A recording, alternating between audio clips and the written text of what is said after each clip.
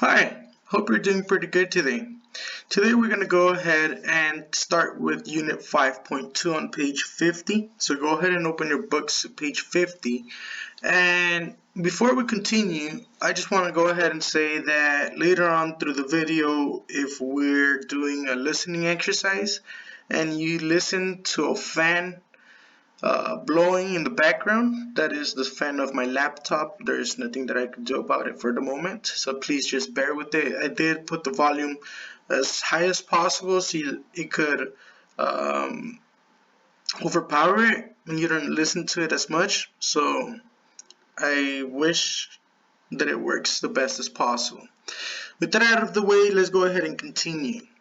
So today we're going to be talking about travel tips. That is the subject of this topic. And the vocabulary that we're seeing is about travel items. Now, you might be familiar with these items since it's something that you use on a daily basis. And, well, let's go ahead and take a look at them. So we have in the first box a suitcase, a notebook, a digital camera, souvenirs, waterproof clothes, dictionary, walking boots, a sun hat, a backpack, a money belt, binoculars, a map, and an umbrella. So, if you do not understand what's one of these right here, I encourage you to go ahead and look it up on the dictionary. If you're using Cambridge Dictionary, the ones that I recommended, that is an awesome dictionary for you to get accurate answers. Okay, so let's go ahead and move back one more. So now that you have an idea of what are some travel items, let's go ahead and answer the first two questions that is being asked on the first exercise. And it says work in pairs and discuss the questions. Do you travel light? Well, in my case, I tend to travel light as possible whenever I go to California. That is because I normally have other objects that I left there on my other house. What about you? If you travel to another place you have never been to before, do you tend to travel light? Or do you tend to be prepared for any case scenario? Or maybe just any situations of maybe going out to dinner or maybe dancing or maybe fishing. How much clothing do you take? How many items do you usually pack? Well, that is up to you to answer. And number two, what do you usually pack when you go away for a short trip and a long holiday? Well, this is another list you can do. If you go on a short trip, for example, we can go ahead and take a short trip to the beach. We can take a short trip to maybe archaeology. Archaeology would be Chichen Itza, anything that has to do with ruins. Or maybe to a cenote. Or maybe just to a nearby state. But what about if you want to travel across the country? If you want to go to Europe, or maybe Asia, or maybe the Middle East, wherever you want to go, what would you do? Think about it like this. After finishing this quarantine, where would you like to travel? Where would you like to go? What would you take? Make a plan. Make a list. That's going to help you come up with lots of ideas for items and including making plans for afterward this situation, which is a win-win for you. Okay, moving on to exercise 2A. So now that we have taken a look at the vocabulary, let's go ahead and jump straight to the exercise. And it says, work in pairs, look at the words in the box and choose two things for travelers 1 through 3 below. So, who are our travelers? They're saying that we have 3 travelers and we have to choose which items would best fit them on their trip. In this case, we have a grandmother, That's one of our travelers. We have a student, and we have a tourist. And where are they going? Well, she's going to travel to visit her grandchildren in Australia.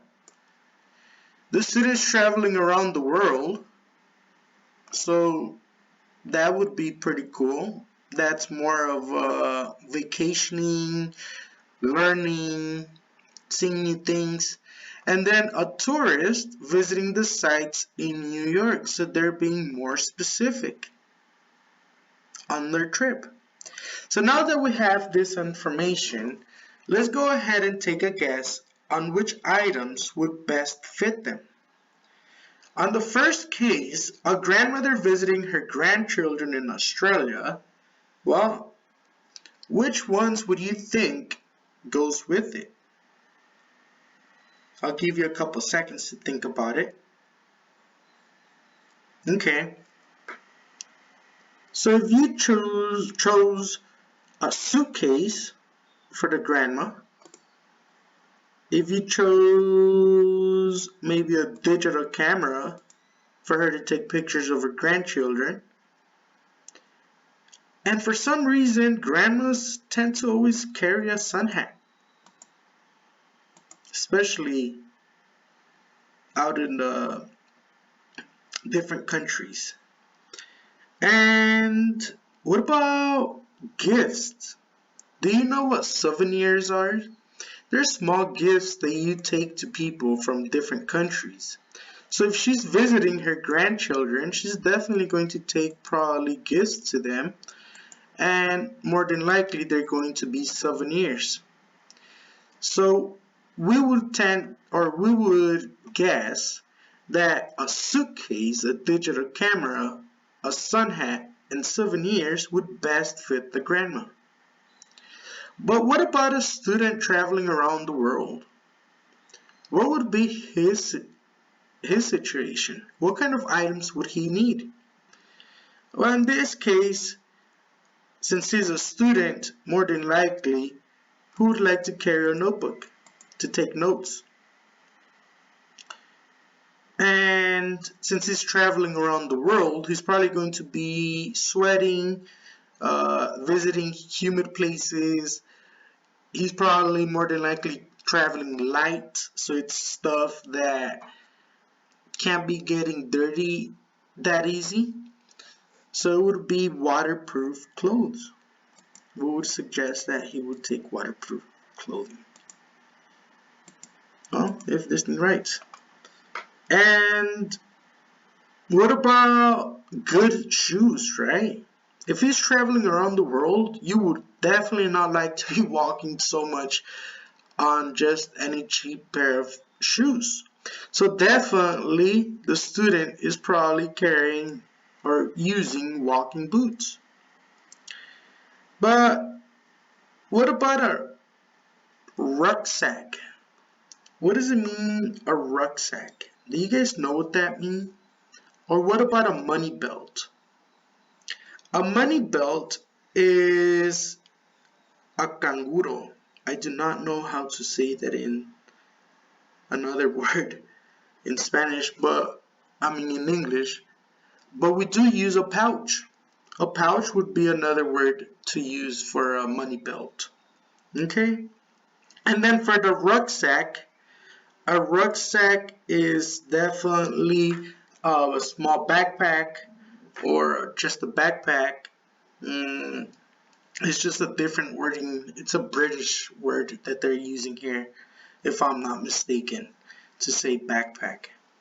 Okay, so definitely, since he's a student, more than likely he's using a backpack just to carry light stuff like his notebook, and he definitely wants to be carrying around a money belt just for safety reasons, so he doesn't lose his wallet on his travels. So we're gonna go ahead and click on money belt and on a backpack.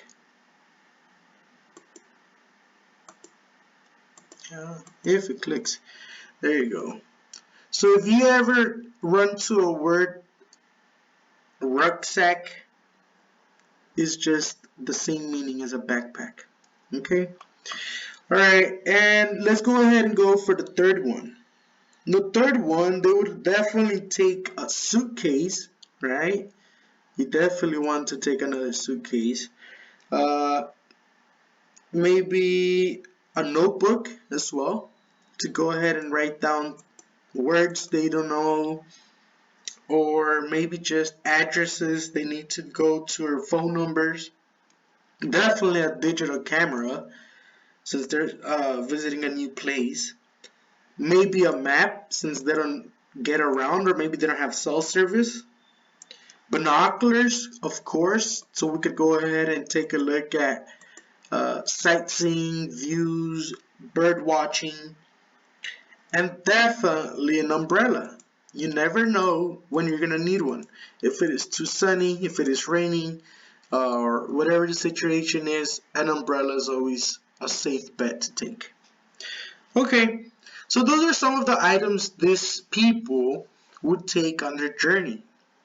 Would you take the same items to your journey? Maybe to the same type of journey in their situation? Maybe, or maybe not. But we're all different. So that's the cool thing. We don't have to all take the same things. Okay, moving on to this part. We're not going to go ahead and do this. I'm going to skip it. Normally the stressed syllables, I taught you guys how to find the stress by counting the syllables, giving the vowel sounds. That's something that you guys should already be practicing. And I hope you guys are doing so for the best pronunciation as possible. Okay, so we're getting to the listening part. Bear with me on this part if you do listen to the fan in the background. But I'm going to go ahead and play so we can answer the best as possible. I'll get back to you in a couple of seconds. Unit 5. Recording 3. 1. These days, we always expect to hear English in tourist areas. Most people working in tourism speak it, but I always want to talk to local people, and many of them don't speak English. So I try to learn a few words of the language, especially please and thank you, and I always take a small dictionary. 2. I love walking when I go on holiday because I think you see more. So I always take a really good pair of walking boots. 3. I think a good digital camera is important when you travel. I always take a lot of photos, and I also take binoculars. 4. When I'm not travelling for work, I usually spend my holidays in a warm place. So I always take a sun hat. But when I go somewhere during the winter or rainy season, I always take waterproof clothes. 5. I think it's a good idea to buy a really good suitcase, and when you pack, leave enough space for souvenirs. On the other hand, I enjoy travelling in wild places, so often I take a backpack, not a suitcase. If you decide to go walking, a backpack is much easier to carry. 6. It's best to avoid carrying too much money because you don't want to look like a rich tourist. Because of this, I always take a money belt on holiday. 7. I need to write things down to remember them, so I take a notebook and pen.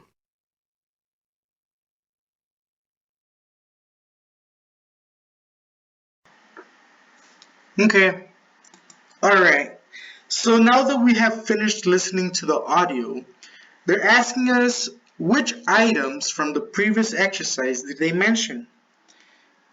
Let's go ahead and take a note of some of them we listened to, or maybe all of them.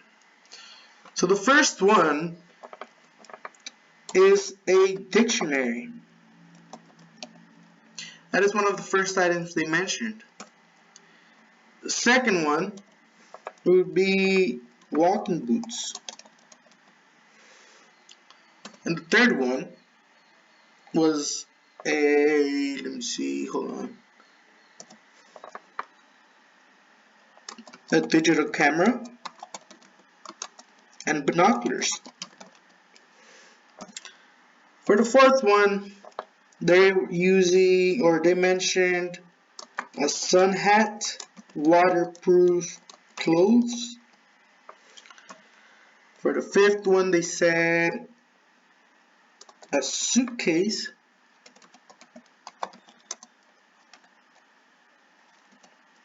all right, souvenirs, and the backpack. For the sixth one, they mentioned a money belt. The seventh one, they mentioned the notebook to write down and take notes. So those are the items they mentioned throughout the listening. Did you listen to them? Did you catch on to this? If not, I encourage you to go back a couple of minutes into the video, listen to the audio listening exercise again, and see if you do. If you're finding difficulty finding these words or listening to them, I encourage you to go to the back part of your book to look for the script and follow along. That's another tool that could help you to understand better. Also, try to look for these words on the script. See if you find them, underline them, and when you do, go back to the audio part and see why is it that you're not understanding it. Remember, you also have the website on the back of your book. This is one of the audios that you're definitely going to have in order for you to listen to it at home. Alright, moving on to exercise 3B. It says, work in pairs and complete the notes. Well, since you don't have someone to do it with, or maybe you do, but let's go ahead and do it together. I'll go ahead and do maybe 3 of them with you, and then I'll let you go ahead and do the rest. Maybe you do, or we'll do all of them, we'll see.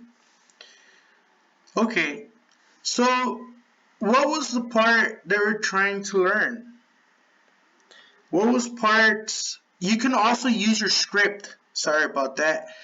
Go ahead and use your script to go ahead and see the phrases in order for you to answer it correctly. I have them done before, so I know it by memory. And number 1, a few words of the language. So they tried to learn a few words of the language, right? And for number 2, what was the sentence? I love walking, right? They said that they love walking. What up for number 3? Do you remember what they said? He says, I take a lot of photos. That's right, pictures. They like to take their selfies probably. I don't blame them. Traveling is pretty cool. And then for number 4, I usually spend my holidays in. Where did they like to spend their holidays? They said that they like to spend their holidays in a warm place. So if you said a warm place, you were correct. Let's go ahead and do the last 2. 5 already, 6 and 7. There you go. And they say 5, I sometimes travel in wild places. So he likes to feel the adrenaline, he likes the experience, he likes to go a little bit on the danger side probably. Number 6, I don't carry too much. What did she say? She doesn't carry too much money, right? She didn't want to appear to be a rich person, and she always takes a money pouch with her. That was what she said on the audio listening. And then number 7, I write things down because I like to remember them. So if you went ahead and guessed this, wild money, and remember, you are correct. All those answers are in the back of the script. You can go ahead and check them out. Or I encourage you to listen to it again so you could have more practicing on your listening skills.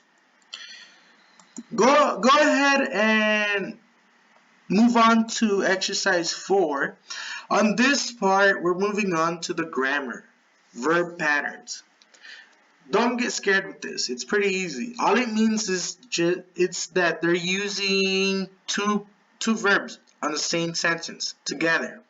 One of them is in the ing form, which is the gerund form, and then you have your infinitive form, which is the to plus the verb. This is something that you guys have notes of already. So if you have your notebooks, you can take a look or go to the previous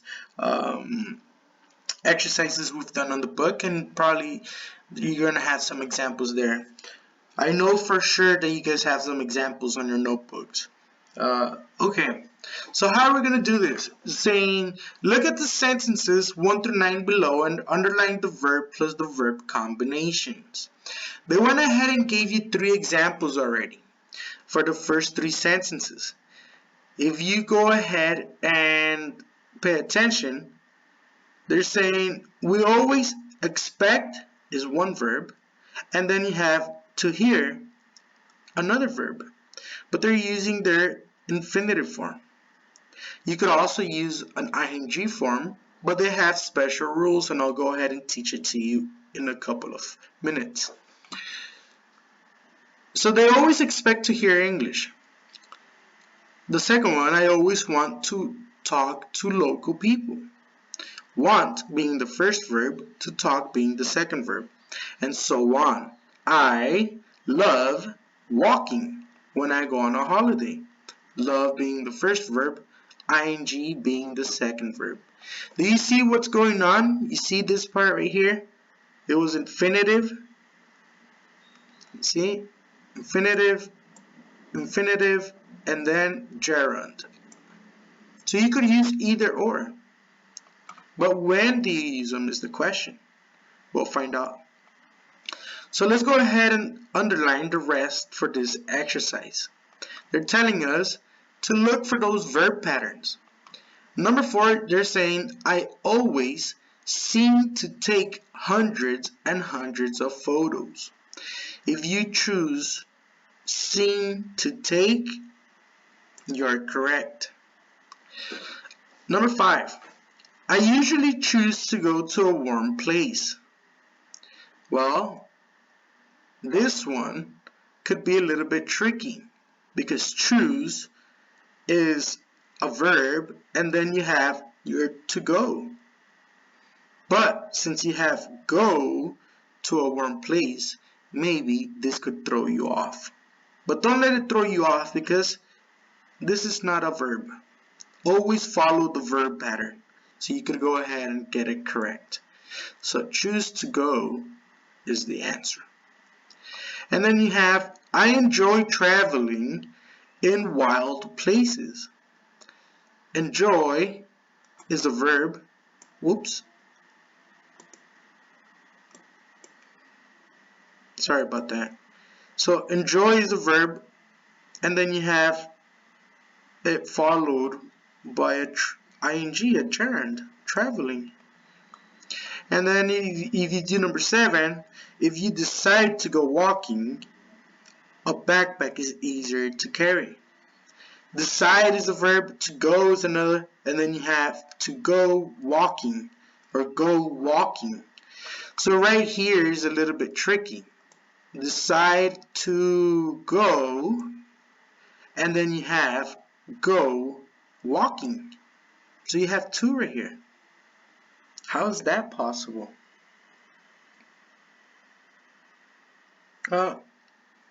It is not possible.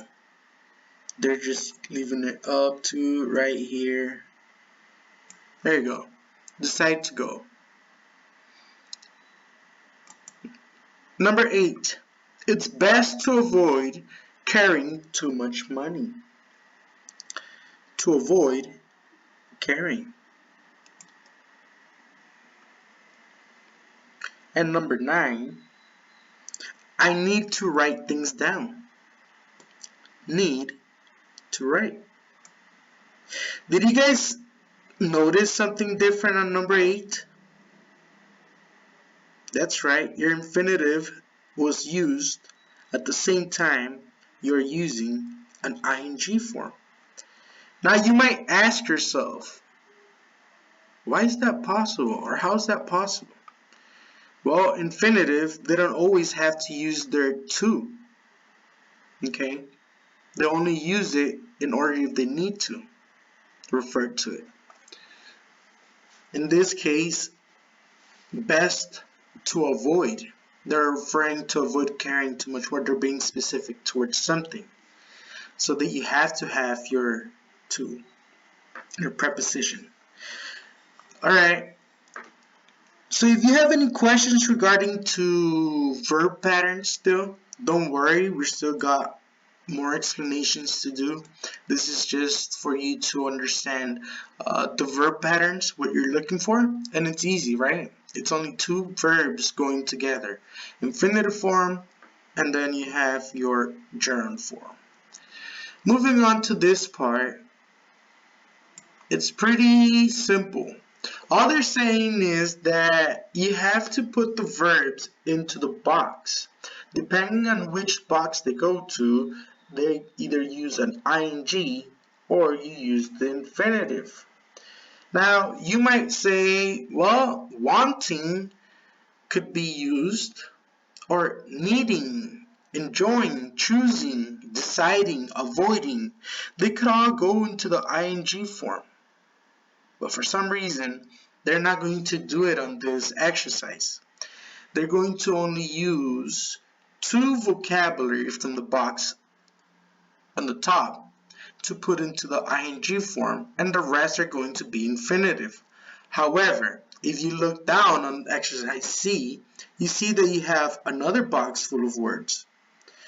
And these right here, they have a bit more of the ing forms. I'm not going to have you figure it out on your own. So I want you to see the answers right away. That way we could go ahead and move on to the explanation, and then you could have a better understanding of why they went into those boxes. So take a look at this.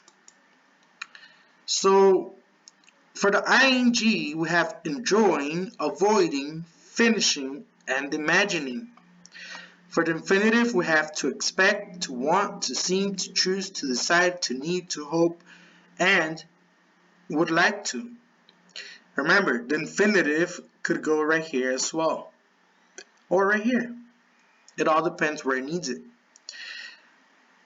We do have some special verbs that can go on either order saying, and it's love and hate. Hating and to hate, to love and loving. We'll see the rules so you could better understand. Add the verbs in the box below to the table above, which 2 verbs can go in the bottom columns. Well, we already have those done. Now, this is the part where I want you to pay most attention.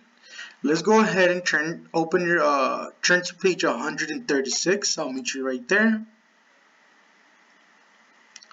And if you're ready with the page 136, I want you to focus on the middle of the page on 5.2 grammar explanation. Now let's go ahead and read through this, and if you have any questions, remember, you can go ahead and send an email, or you can go ahead and take the advantage to maybe ask your parents if they do know this, or maybe just go ahead and use the internet and find out yourself. Whatever situation it is you find yourself or is best for you, go ahead and do it. Everything is okay. So let's go ahead and begin. Verb patterns. Sometimes we use 2 verbs together. Exactly what I said at the beginning. So they're using I love playing football. So love playing. In this case, love, since it can be both, is being used in its infinitive form, right? Because it's not having the ing form. So after some verbs, put the second verb in the infinitive with to. That is important. So they're saying that after some verbs, this one right here, it's going to be an infinitive form. Whoops, there you go. For example, they're saying she decided being your first verb, and then to go to Mexico. We need being your first verb, and then to make a phone call. After some verbs, use the ing form. When do you use an ing form? Well, enjoy running. I enjoy running. That is a very short sentence. They avoided traveling by bus. Avoided traveling.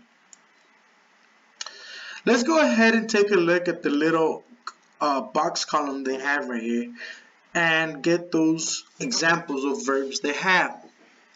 So some of the common verb patterns with the ing form is enjoy, enjoying, finish, finishing, avoid, avoiding, imagine, imagining, stop, stopping, like, liking, don't mind. Now, on this one, here's the special one. Why? Don't minding doesn't sound correct. So in this case, you would more than likely have to modify it. How would you modify it? They're using a contraction, aren't they? Let's see if I figured out the apostrophe right here. You probably did not, but if not,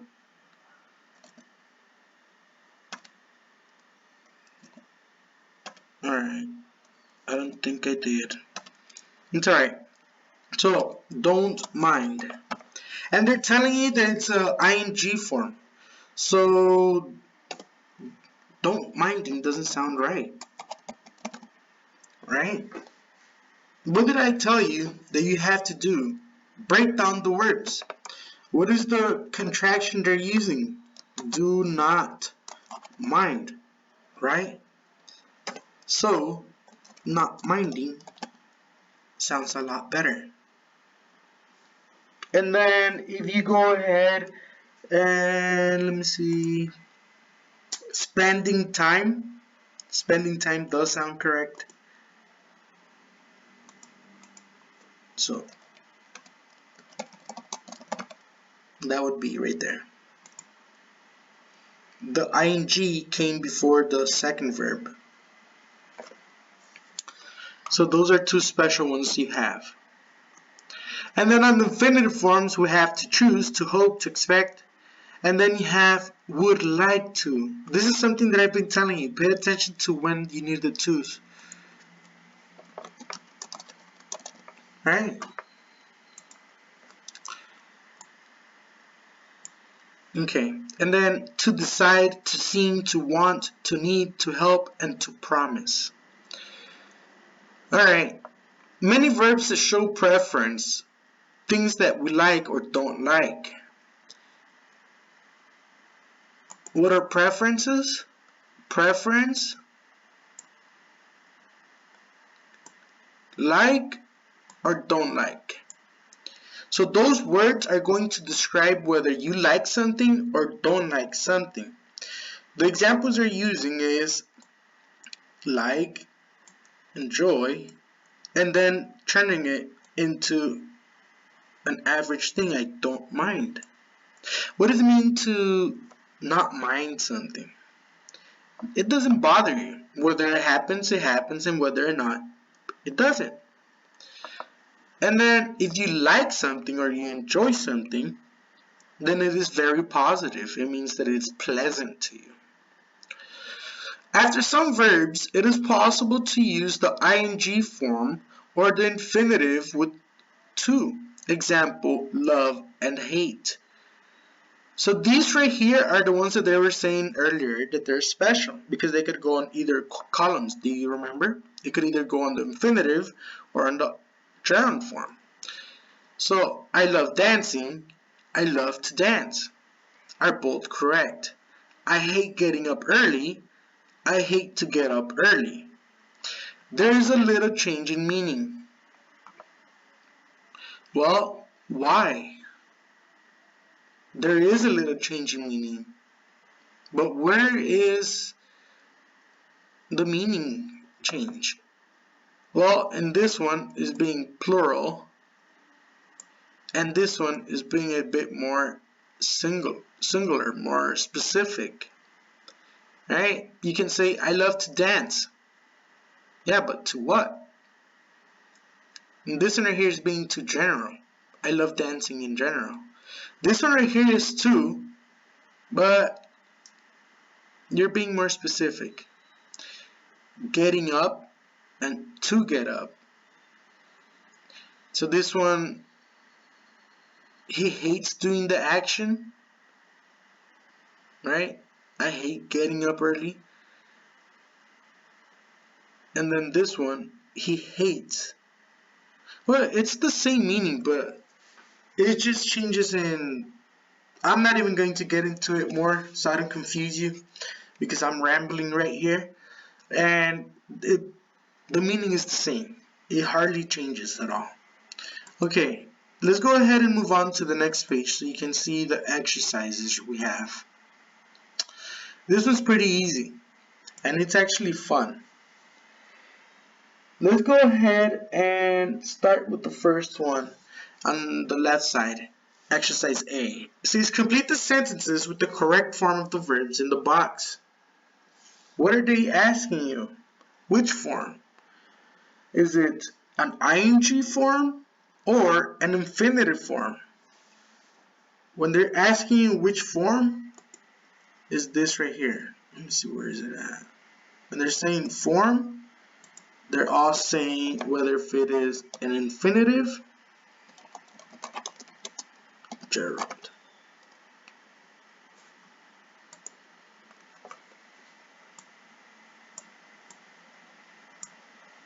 Okay? So, let's go ahead and try it. They want blank the monument tomorrow morning. What is a monument?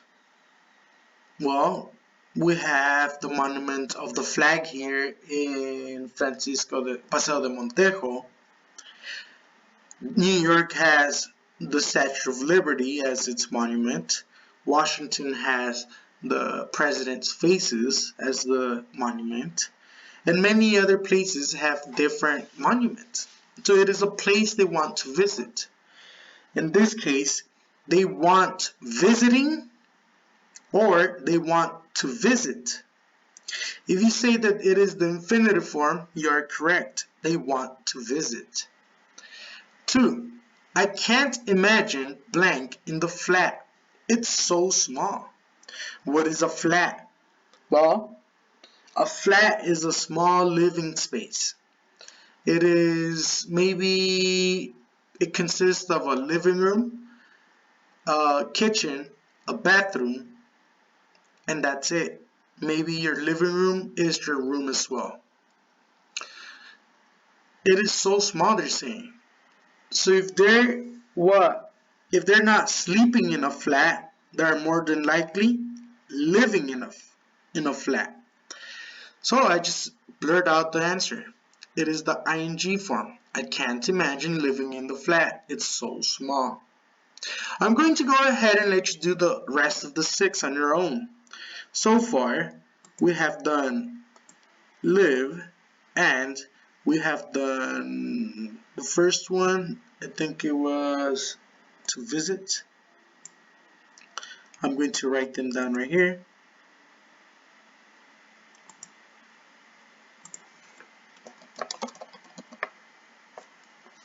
And then I'll go ahead and put the next one right here.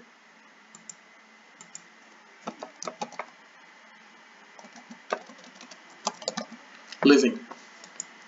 Go ahead and try to do the other 4 on your own. Sorry, 6. Let's go ahead and move on to the next exercise. B. Find and correct the mistakes. There are 8 mistakes in the advertisement.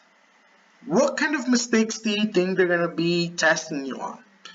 If you are looking into verb patterns, more than likely they're going to be testing you whether you are able to identify if it is a ing form or if it is an infinitive form that you need to put. Alright, let's go ahead and check it out. Are modern holidays too boring for you? Would you like doing something more exciting? So that is their hook for the Mad Dog Tours. They're trying to get your attention. And it says, Mad Dog Tours is perfect for people who hate spend time asleep on a beach. That right there was already a little bit difficult for me to pronounce. So more than likely, what does it hint you? There's a mistake, right? Let's go ahead and take a look at it. Mad Dog Tours is perfect for people who hate spend. What was the rule? They gave you a rule right away. The rule was that if you use an infinitive, you have to use an ing form, right? In this case, they're using 2 infinitive forms at the same time, hate spend. The second one would have to be an ing form. For that reason, it was a little bit weird for me to read it.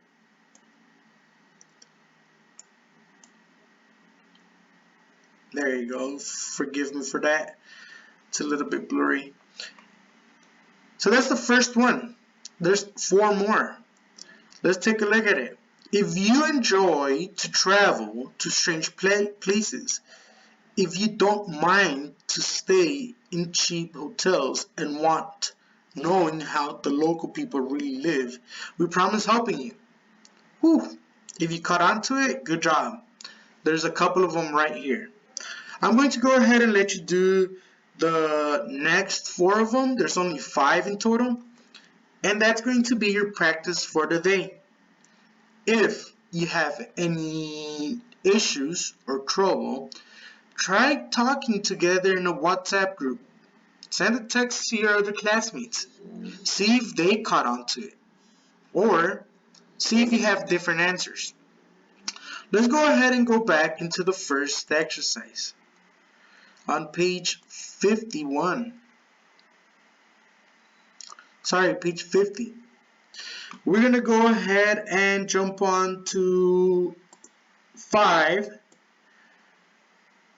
And now that we understand a little bit more of what are verb patterns, they're now giving us the exercise to start choosing whether if it is an infinitive that we need to keep or if it is a gerund that we need to take away, so on and so on. Let's check it out.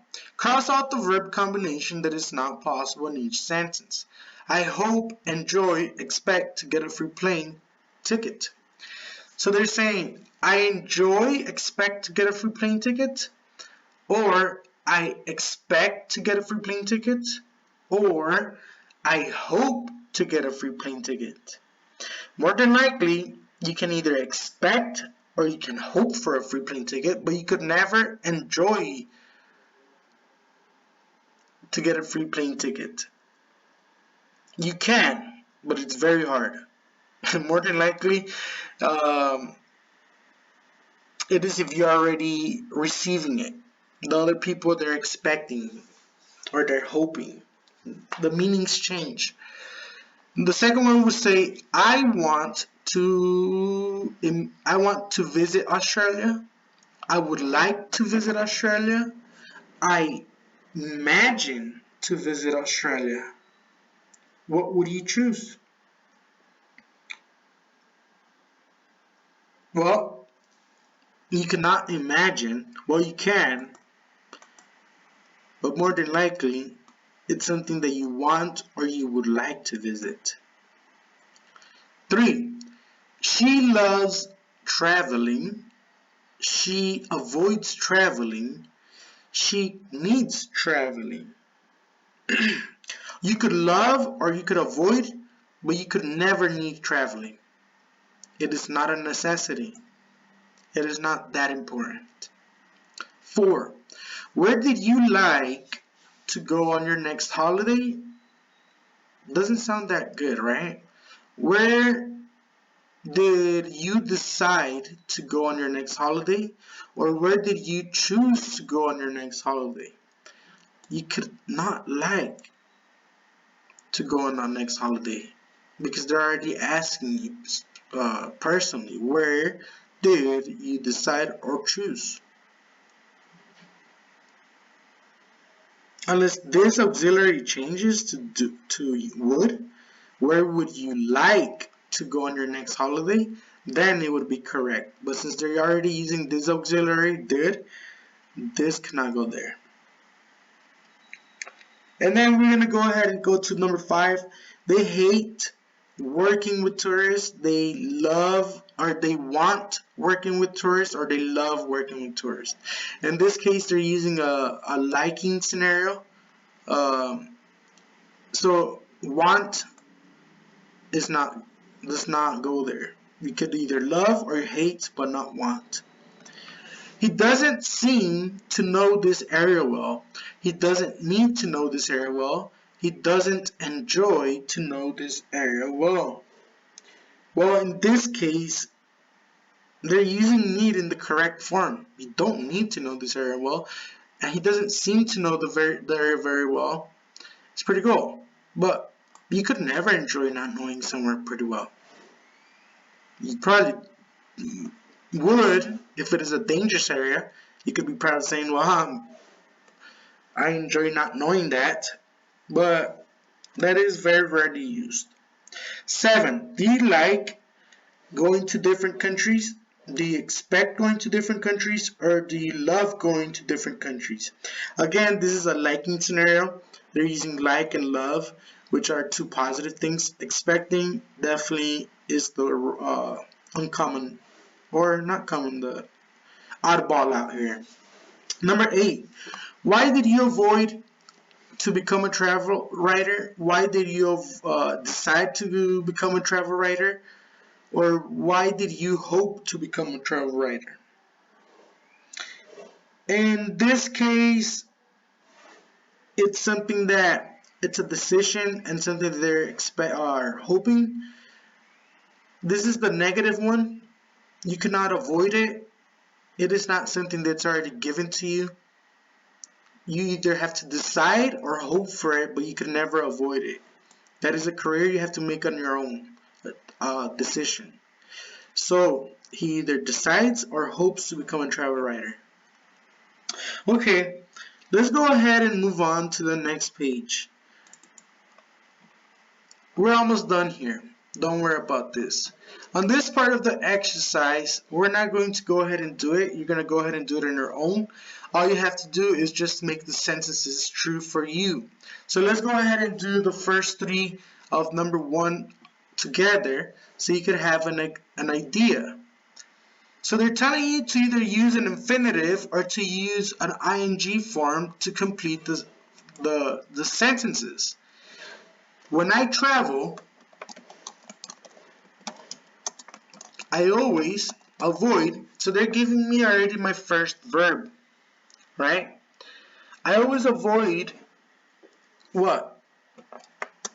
Going to crowded places.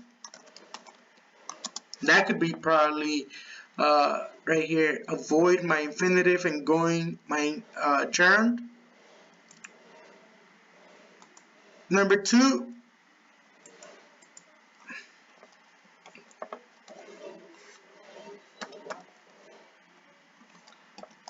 when I travel, I hate. In this case, we're going to use an infinitive. I hate to walk out in the dark in new places I do not know. There you go. When I travel, I hate to walk out in the dark in new places I do not know. I hate to walk. I'm using two infinitives. Is that correct? Yes, it is. And then you say, and why in this case it's okay? Because we're using hate and love. Those are the two special verbs that they're giving us a chance to work with. I can also go ahead and make it into a gerund form and make this sentence true to, and correct. Well, let's go ahead and do it so you can see. Whoa, what's going on right here?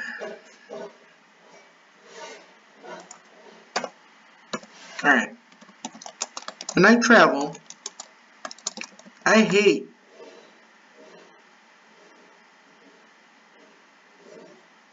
walking out in the dark.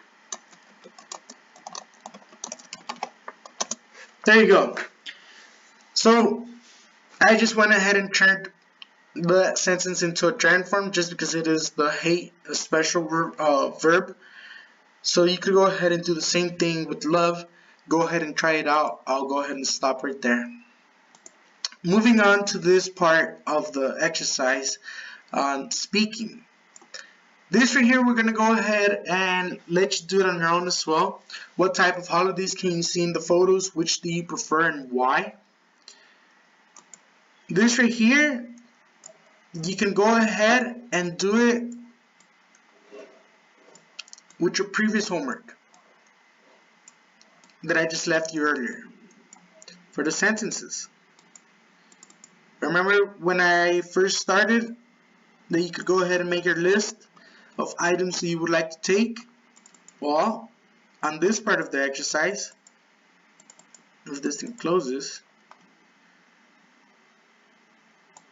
they're asking you to discuss where would you like to go on a holiday? Where would you prefer? Where are they? Is there anything that you really love doing when you are on holidays? When you travel, do you try to learn about the place, its customs and language? Why not? Do you enjoy visiting tourist areas, old cities, new cities, or none of these? These are some examples they're giving you of how they're answering. The pictures are right here. So this looks like Rome. This looks like, I've seen this before, I just don't know exactly where it's at. And then those are some really nice pictures. Go ahead and make a plan of where you would like to go when the quarantine is over. Make a list of the items you would like to take. Make a list of the things you would like to do, activities, places you would like to see.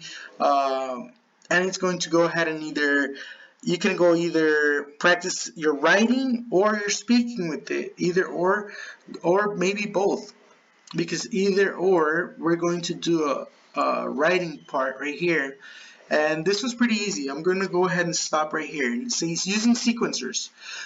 Work in pairs, read an email describing a trip and discuss what were the good and bad things about the trip. I'll go ahead and read the email with you and then let you do the rest. It says, Hi Paulo, I hope you're well. I've just got back from my trip to Poland. It was wonderful. First, we flew to Warsaw. We were only there for 2 days, but we managed to see lots of interesting sights like the Royal Castle and the National Museum. Then, we had a day in Krakow, which was beautiful, especially the huge square in the old town. Unfortunately, after a while, it started raining, so we spent the afternoon chatting with locals in a bar. After that, we took a train to Tots. I loved it. We visited various museums and walked along the famous this is a new word, sorry about that, Piotrkowska Street. Finally, we caught the plane back home. It was a great trip, and we most of really friendly Poles who promised to visit us in Spain. Love, Irina. Alright, so let's go ahead and check out the exercise B, what they're asking. Apart from the what's good and the bad, that's pretty easy. I think you could all do it on your own. But right here, I want you to take a look. Underline 5 words, phrases that help us to understand the order of events. The first one has been done for you. So they're saying this right here is the first one on the list. First, we flew to Warsaw. Right? What would be the second thing that happened? Well, we were only there for 2 days, but we managed to see lots of interesting sites like the Royal Castle and the National Museum. You're already finishing one of the things. This would be the second thing. Then, we had a day in Krakow, right? What are the other 3 events? I just went ahead and gave you the second one. So the first one is right here, second one is right here. Where's the rest? Then you're going to go ahead and write an email to a friend about a trip or a weekend away. Use the words you underlined. Well, so you didn't do a lot of writing. Go ahead and combine all 3 exercises. So you're going to go ahead and do the first one, number 7, number 8. Go ahead and combine them. Make a list of the items you would take to a new place you would like to travel and the things you would like to do. And pretend that you're doing writing it to a friend. That way you can go ahead and kill 3 birds with 1 stone. Okay, so that is the class for today. If you have any questions, feel free to go ahead and contact me through my email. Most of you already have it. And for those of you that don't, go ahead and send a message to your WhatsApp group friends and have them share it to you. Alright, have a great day. I'll see you next time.